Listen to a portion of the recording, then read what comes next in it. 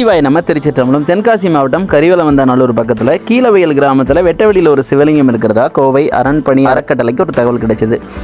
நேரில் போய் பார்த்தா சதுர வடிவ ஆவுடை உடைஞ்ச நிலையில் லிங்கபானம் மட்டும் இருந்தது. இந்த இடத்துல 11ஆம் நூற்றாண்டில் பெரிய அளவில் சிவாலயம் இருந்ததற்கான சான்றுகள் பக்கத்தில் இருக்கக்கூடிய உடையநாயகி அம்மன் கோவில் இருந்தது. இந்த சீமைக்கர் வேலமுள்ள சுத்தம் செஞ்சு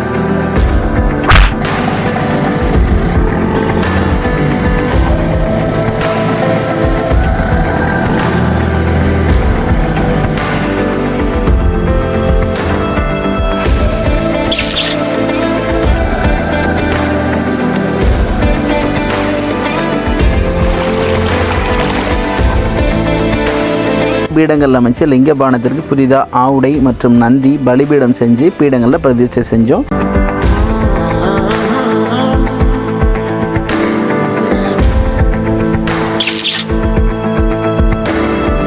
திருமுறைகளில் கயிறு சாற்றி பார்வதி அம்மையுடனாகிய கைலாயநாதருங்கிற திருநாமமிட்டு கலச பூஜை செஞ்சு 20க்கு 11ங்கிற அளவில் மேற்கூரை அமைச்சு ஊர் மக்கள் கையில் வழிபாட்டுக்கு ஒப்படைச்சிட்டோம்.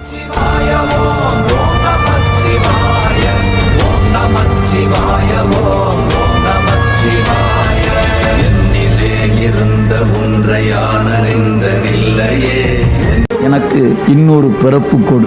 அந்த பிறப்பு எப்படி இருக்கணும்னா உன்னையே வணங்குற பிறப்பாக இருக்க வேண்டும்.